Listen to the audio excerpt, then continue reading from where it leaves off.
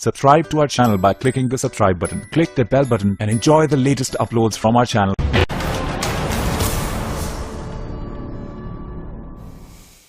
السلام علیکم ناظرین، میں ہوں عامر لیاقت حسین، میں پاکستان ہوں اور آپ دیکھ رہے ہیں پاکستان کے سب سے بڑے نیوز چینل بول کی سکرین پر ایسے نہیں چلے گا۔ ناظرین محترم، آج آخری دن تھا کلبھوشن یادیو کے پاس سزا کے خلاف اپیل کرنے کا۔ وہ دن گزر گیا، اپیل دائر نہیں ہوئی۔ کلبھوشن یادیو اخلاقی طور پر، اصولی طور پر اور پاکستان کے قانون کے مطابق پھانسی کی سزا کا اب حقدار ہو چکا ہے۔ اب کلبھوشن یادیو کے پاس کوئی راستہ نہیں ہے کہ وہ سزا کے خلاف اپیل کر سکے۔ انٹرنیشنل کورٹ آف جسٹس اس نے پاکستان کے عمومی اور خصوصی حالات کو مد نظر نہیں رکھا اور پاکستان کے ساتھ ناانصافی سے بھرپور ایک فیصلہ جو عبوری فیصلہ ہے وہ سنایا ہے۔ شنید تو یہ ہے کہ پاکستان نے عالمی عدالت انصاف میں بھارتی جاسوس کلبھوشن کے مقدمے کی 6 ہفتوں میں دوبارہ سماعت کی درخواست دے دی ہے۔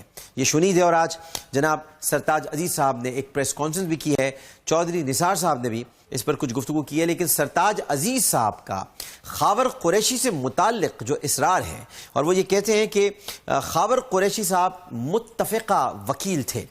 درست کہتے ہیں سرتاج عزیز صاحب، لیکن میں آپ کو یہ بتانا چاہوں گا کہ خاور قریشی صاحب ضرور متفقہ وکیل تھے، لیکن پہلے میں ذرا یہ آپ کلپ دیکھ لیں تاکہ صورتحال واضح ہو جائے اور مجھے بھی کچھ بتانے میں آسانی ہو۔ سرتاج عزیز صاحب کیا فرما رہے ہیں ذرا دیکھتے ہیں۔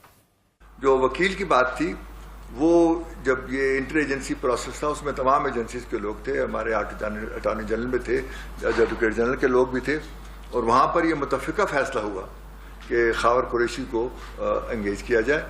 اور خاور قریشی جو ہے انہوں نے ہمارا آلریڈی پچھلے سال جو حیدرآباد فنڈ کیس تھا وہ لڑا تھا اور ہم نے اس کو فارن آفس نے اس کو سلیکٹ کیا تھا اس کام کے لیے، اور بہت اچھی جیسے معلوم ہے اس میں ہماری کامیابی ہوئی اس کیس میں۔ تو وہ یہاں آئے، باوجود اس کے 5 دن صرف 2 دن یہاں رہے اور چوتھے دن وہ پھر باہر چلے گئے۔ تو یہ نہیں کہ ہم نہیں لگا رہے تھے، وہ ایک متفقہ ڈیسیجن تھا کہ ہم سب نے اسی کو نامینیٹ کرنا ہے۔ بار بار فرما رہے ہیں متفقہ ڈیسیجن تھا، متفقہ ڈیسیجن تھا، متفقہ ڈیسیجن تھا۔ کس کا متفقہ ڈیسیجن تھا؟ کون ہے یہ متفقہ ڈیسیجن کرنے والا؟ Can you please mention the name sir? نام بتانا پسند کریں گے آپ؟ متفقہ ڈیسیجن کس کا تھا؟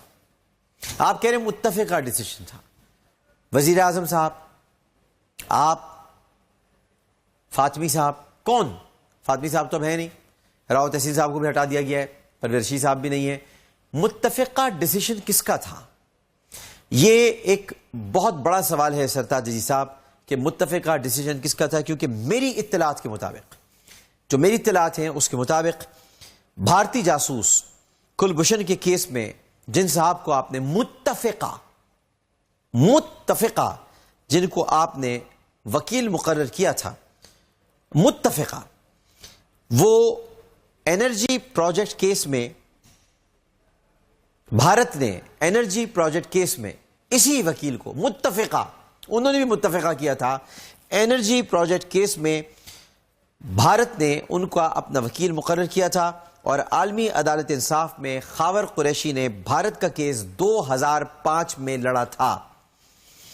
ایزون بیکٹیل اور جنرل الیکٹرک کمپنی، انہوں نے بھارت کے خلاف $5 ارب کا کیس کیا تھا، اور خاور قریشی صاحب نے جو متفقہ وکیل ہیں پاکستان کے اور جن کو پھر آپ دوبارہ انہی کی خدمات حاصل کرنا چاہ رہے ہیں، یہ قوم کو کیوں مشتعل کر رہے ہیں آپ؟ ایک شخص جو ناکام ہو گیا عالمی عدالت انصاف میں، آپ ان کو دوبارہ وہاں پر لے جا رہے ہیں، آپ کہہ رہے ہیں متفقہ۔ یہ تو بھارت کا کیس بھی لڑتے رہے، کیا آپ کو پورے پاکستان میں کوئی وکیل نہیں ملتا؟ کیا پورے پاکستان میں کوئی لائر موجود نہیں ہے؟ مایا ناز لائر پاکستان میں موجود ہیں، عالمی سطح پر جن کی پذیرائی کی جاتی ہے وہ لائرز یہاں پر موجود ہیں، بیرسٹرز موجود ہیں، آپ ان کو کیوں نہیں لیتے؟ یہ کون سے متفقہ وکیل ہیں؟ آپ کہتے ہیں کہ، اور یہاں فرما رہے ہیں کہ ہم دوبارہ پوری تیاری کے ساتھ جائیں گے۔ بھائی کیوں جا رہے ہیں آپ بار بار؟ آپ کیوں جا رہے ہیں بار بار؟ آپ نے کہا ہمیں پہلے صرف 6 دن ملے تھے اور اس کے بعد ہم نے ایڈ ہاک جج، آپ کا ایڈ ہاک جج وہاں پر انڈیا کا بیٹھا ہوا ہے، آپ کا جج ہی نہیں تھا وہاں موجود. آپ کہتے ہیں میں 6 دن ملے تھے. کیسے کہتے ہیں آپ 6 دن ملے تھے؟ آپ کو سب پتا تھا کیا ہو رہا ہے. کہتے 6 دن آپ کو ملے تھے. اب ہمارے پاس ججز کے نام آئے تھے لیکن ٹائم نہیں تھا. سرتاج عزیز صاحب، یہ کوئی ہائی ٹی پہ آپ کو نہیں بلایا تھا کہ ٹائم نہیں تھا آپ کے پاس، یا کسی شادی کا دعوت نامہ نہیں تھا کہ ٹائم نہیں تھا آپ کے پاس. یہ پاکستان کی عزت اور وقار کا معاملہ تھا. محترم جناب سرتاج عزیز صاحب، آپ سشما سوراج سے تو بہت خوش ہو کر ملتے ہیں، بہت ٹائم ہوتا ہے آپ کے پاس، لیکن میں آپ سے پوچھنا چاہوں گا کہ آپ کے پاس ٹائم کیوں نہیں تھا؟ یہ کس طرح کی آپ قوم کو ایکسپلینیشن دے رہے ہیں کہ ہمیں پاس ٹائم نہیں تھا اور ہم نے عالمی عدالت جا کر اچھا کیا ہے اور اب ہم پوری تیاری کے ساتھ جائیں گے. تو پہلے تیاری نہیں تھی کیا؟ پہلے کیا تیاری تھی؟ پہلے کیا کہنے جانا تھا؟ پہلے کیا کون سی بات رہ گئی تھی جو اب آپ کہنے کے لیے جا رہے ہیں؟ ایسا کون سا خاص نقطہ کھود کے لائیے گا؟ کدھر سے ڈھونڈ کے لائیے گا؟ کس قبر سے گھوڑا مردہ اکھاڑیے گا کہ اب آپ پوری تیاری کے ساتھ جائیں گے؟ 90 منٹ آپ کہتے ہیں کہنا درست نہیں ہے، ہم نے 50 منٹ لیے، اس کی کوئی اہمیت نہیں تھی. آپ کے نزدیک تو کسی چیز کی کوئی اہمیت ہی نہیں ہے. میں صرف یہ کہنا چاہتا ہوں کہ خاور قریشی صاحب کو اگر متفقہ طور پر پاکستان کا وکیل مقرر کیا گیا تھا تو یہ قوم کا حق ہے اور آپ کا فرض ہے جاننا یہ متفقہ کون ہے. ہمارے فقہ میں ایک اصطلاح استعمال ہوتی ہے سرتاج صاحب، میں آپ کو بتا دیتا ہوں. ویسے آپ لوگ سب اس کو متفق علیہ کہتے ہیں، عربی غلط پڑھتے ہیں آپ لوگ، آپ کو پتہ نہیں ہے. متفقن علیہ کہا جاتا ہے اس کو. ہمارے ہاں فقہ میں ایک اصطلاح ہے کہ جب کوئی حدیث بیان کی جاتی ہے اور اس پر متفقن علیہ ہو تو اس کا مطلب یہ ہے کہ یہ صحیح حدیث ہے، اور اس کے بعد علم الرجال کے ذریعے ان تمام صحابہ کرام رضوان اللہ تعالی علیہ مجمعین اور راویوں کا نام بتایا جاتا ہے کہ جو یہ بتاتے ہیں کہ یہ متفقن علیہ کیوں ہے. فلاں نے فلاں سے روایت کی، فلاں نے فلاں سے سنا، اس نے ان سے سنا، ایک پوری سیریز ہوتی ہے. یہ بڑا گہرا علم ہے. جب ہی اللہ تعالیٰ نے حدیثوں کو آج بھی ویسے ہی سلامت رکھا ہوا ہے. قربان جائیے امام بخاری کے، اور قربان جائیے امام مسلم کے، امام ترمذی کے، امام ابو داؤد کے، امام مطلب جتنی ہماری احادیث کی کتابیں صحاح ستہ، ادھر متفقون علیہ کا مطلب ہوتا ہے کس نے کس سے سنا اور کس نے بیان کیا. میں آپ سے صرف یہ پوچھنا چاہتا ہوں یہ جو متفقہ فیصلہ تھا یہ کس نے کیا؟ کیونکہ آپ نام بتانے کو تیار نہیں ہیں. اور اب آپ کیوں جا رہے ہیں دوبارہ جبکہ سب نے، پوری دنیا نے کہہ دیا کہ ہمیں پاکستان کو جانا ہی نہیں چاہیے تھا. پاکستان اب ایگزیکیوٹ کرے، پاکستان اب پھانسی پر چڑھائے، پاکستان یہ جواب دے کہ ہمیں نہیں جانا، ہم کلبھوشن یادیو کو پھانسی پر چڑھائیں گے. آپ سب کہہ رہے ہیں. چودھری نثار صاحب نے آج یہ کہا اور انہوں نے بہت کھل کر یہ بات کی. انہوں نے کہا ہے کہ کلبھوشن یادیو سے متعلق کسی بات کا کوئی ابہام موجود نہیں ہے. ٹھیک ہے صاحب، ابہام موجود نہیں ہے. وہ غیر ملکی ایجنٹ اور جاسوس ہے جو پاکستان میں بہت ساری دہشت گرد کارروائیوں کا مرتکب رہا ہے، اور اگر اسے وقت پر پکڑا نہ جاتا تو مزید تباہی کا مرتکب ہوتا. کیا یہ کافی نہیں ہے اسے پھانسی پہ چڑھانے کے لیے؟ یہ ساری بات ہے. انہوں نے کہا کہ پاکستان نے اپنے قانون کے مطابق سارے معاملے کو ہینڈل کیا، تو بس کریں، بس بھائی بس، زیادہ بات نہیں. عالمی عدالت صاحب بس بھائی بس، زیادہ بات نہیں، ہمیں اس کو چڑھا دینا چاہیے پھانسی پر. تو یہ آپ کے وزراء آپ کچھ کہہ رہے ہیں، چودھری نثار صاحب کچھ کہہ رہے ہیں، ایمنسٹی انٹرنیشنل کچھ کہہ رہی ہے. ایمنسٹی انٹرنیشنل پر مجھے بڑا افسوس ہوتا ہے. عالمی عدالت نے، میں سوال ایک کرتا ہوں، آج کلبھوشن یادیو پر تو ایمنسٹی انٹرنیشنل کو بڑی تکلیف ہو رہی ہے اور اس نے کلبھوشن یادیو کے معاملے پر فریق بننے کا فیصلہ کیا ہے. ایمنسٹی انٹرنیشنل سے اس چھوٹے سے پاکستانی کے چند سوالات ہیں. کیا وہ مجھے بتانا پسند کریں گے کہ عافیہ صدیقی کے معاملے میں ایمنسٹی انٹرنیشنل کہاں گئی؟ ایک لڑکی کو 86 برس کی سزا سنا دی گئی. کیا یہ انسانی حقوق کی خلاف ورزی نہیں ہے؟ 86 برس کی سزا دنیا میں کس کو سنائی گئی ہے؟ ہٹلر تک کو آپ نہ سنا سکے سزا، میزولونی کو آپ نہ سنا سکے سزا، اسٹالن کو آپ نہیں سنا سکے سزا. 86 برس کی سزا آپ نے عافیہ صدیقی کو سنا دی. ایک نہتی لڑکی کو آپ نے جیل میں قید و بند کی صحبتیں اٹھانے کے لیے تنا چھوڑ دیا جو اپنی ماں سے بھی بات نہیں کر سکتی. 86 برس کی سزا. کدھر تھی ایمنسٹی انٹرنیشنل؟ کدھر تھی ایمنسٹی انٹرنیشنل جب افضل گرو کو انصاف نہیں ملا، جب افضل گرو کو مار دیا گیا؟ آپ نے آج کلبھوشن یادیو کے معاملے پر فریق بننے کا فیصلہ کر لیا. اجمل قصاب نے جس کو بھارتی عدالت نے خود قرار دیا کہ بے گناہ کو پھانسی دی گئی ہے. کرکرے کی کتاب پڑھیں آپ, کرکرے کے انکشافات پڑھیں اور ایم مشرف کی کتاب پڑھیں. ایمنسٹی انٹرنیشنل وہاں خاموش کیوں رہی؟ ایم مشرف کی کتاب پر ایمنسٹی انٹرنیشنل کا کیا رد عمل ہے؟ کرکرے کے انکشافات پر کیا رد عمل ہے؟ لیکن اب آپ عالمی عدالت انصاف سے رجوع فرما رہے ہیں, ایمنسٹی انٹرنیشنل کے رہنما, اور وہ فریق بننے کی درخواست کر رہے ہیں, باقاعدہ مکتوب ارسال کر دیا ہے, جبکہ رولز اور لا کے مطابق کلبھوشن یادیو کا معاملہ اس کا اس طرح ہے کہ پاکستانی فوج نے اسے گرفتار کر کے فوجی عدالت, یہ وہ فوجی عدالت نہیں جو دہشت گردوں کے لیے پاکستان میں قائم ہوئی, یہ وہ کورٹ مارشل ہے جس کے ذریعے کلبھوشن یادیو کو سزائے موت دی گئی ہے, اور اس کا فیصلہ بھی پاکستانی فوج کے قانون کے مطابق ہونا چاہیے.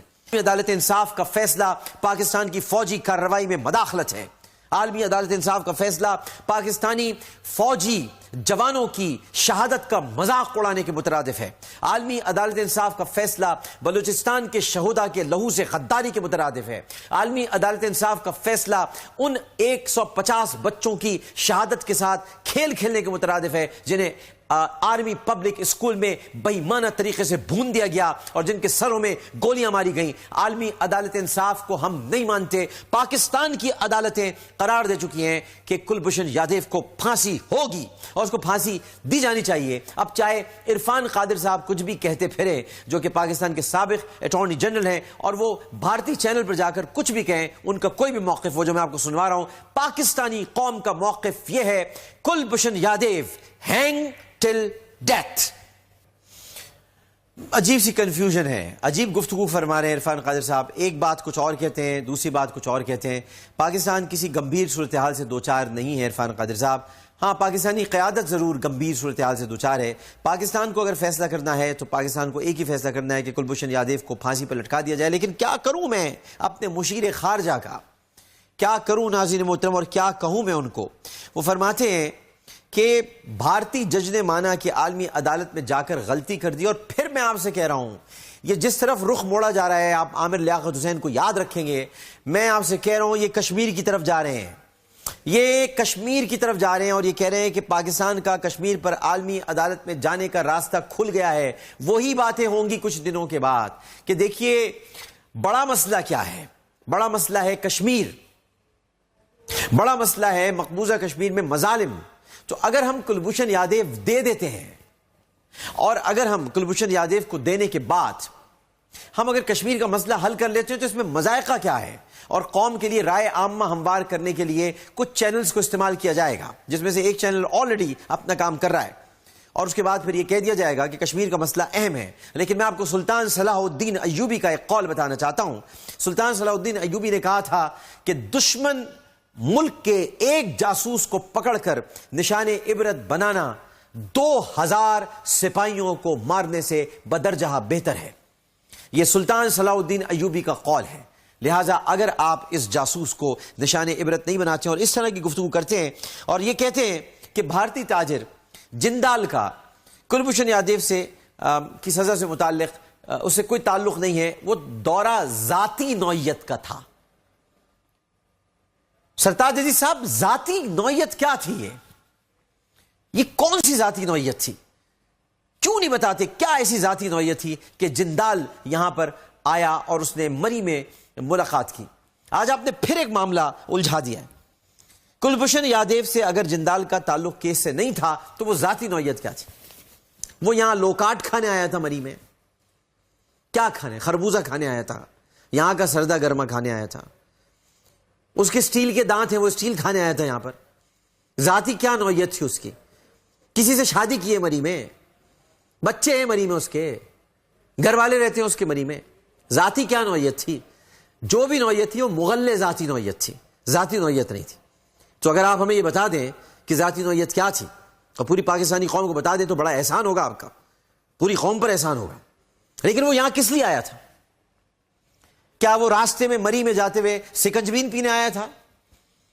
پاکستان میں جو سکنجبین ملتا ہے وہ انڈیا میں نہیں ملتا. کس لیے آیا تھا؟ سلاجید کھانے کے لیے یہاں پہ آیا تھا؟ یہاں پر قوت بڑھانے کی ادویات حکیموں سے لینے کے لیے آیا تھا؟ کیوں آیا تھا بھائی؟ کس لیے آیا تھا؟ کیا بات تھی؟ لیکن آپ وہ بتانے کو تیار نہیں, بتانا بھی نہیں چاہتے, اور مجھے نہیں پتا آپ کیوں بتانا نہیں چاہتے. لیکن بہرحال کشمیری قوم یہ بتانا چاہتی ہے کہ آزادی کے نعرے لگ رہے ہیں. کشمیری قوم کی آپ فکر نہ کریں اور یہ نہ کہیں کہ عالمی عدالت انصاف میں جا کر بھارت نے غلطی کر دی اور بھارت نے بالکل صحیح کام کیا ہے, غلطی ہم نے کی ہے. خاور قریشی صاحب کو ہم نے وکیل مقرر کیا اور ہم پھر انہی کو وکیل مقرر کرنے جا رہے ہیں. میں اپیل کروں گا بیرسٹر اعتزاز احسن صاحب سے, بیرسٹر فروخ نسیم صاحب سے, ہمارے جتنے بار ایٹ لا کیے ہوئے وکلا یہاں پر موجود ہیں, ہمارے بڑے بڑے مایا ناز وکلا جناب ڈاکٹر بابر امان صاحب ہیں, ہمارے وکلا جناب انور منصور خان صاحب ہیں. میں ان تمام بڑے بڑے وکلا سے جو پاکستان کے اٹارنی جنرل رہے ہیں ان سب سے میں گزارش کروں گا کہ یہ دباؤ ڈالیں کہ خاور قریشی کی جگہ آپ جیسی شخصیات کو بھیجا جائے. اور اول تو بھیجا ہی کیوں جائے, کیوں جانا چاہتے ہیں ہم؟ ہمیں تو ریجیکٹ کر دینا چاہیے سیکنڈ فیز میں. نہیں آتے ہم عالمی عدالت انصاف, آپ لوگ انصاف نہیں دیتے ہیں. آپ کا ایڈ ہاک جج پہلے سے موجود تھا عبوری فیصلے میں, اب ہم نہیں آ رہے, اب ہم ایگزیکیوشن کریں گے. لیکن اس کے لیے ذرا ہمت چاہیے, قائدانہ صلاحیت چاہیے, وطن سے محبت چاہیے اور پاکستان کے قومی فیصلوں کو پائے تکمیل تک پہنچانے والا جگر اور دل چاہیے. جس دل کا بائی پاس ہو جائے وہ ہر چیز بائی پاس کر دیتا ہے. دیکھتے ہیں آزادی کے نعرے.